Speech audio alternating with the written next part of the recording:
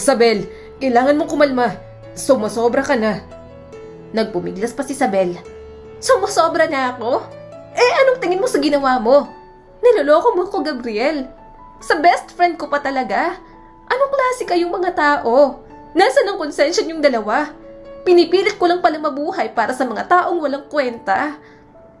Nanunuyang tumingin sa kanya si Gabriel. Bakit? Anong problema kung maghanap ako ng iba?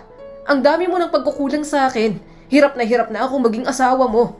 Pagod na ako sa responsibilidad ko sa'yo.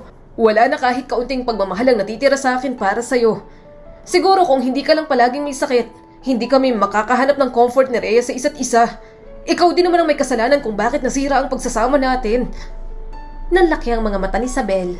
Hindi siya makapaniwala sa kanyang mga narinig. Pakiramdam niya, mababaliw na siya sa klase ng utak na meron ng mga taong minahal niya. Nanginig ang boses ni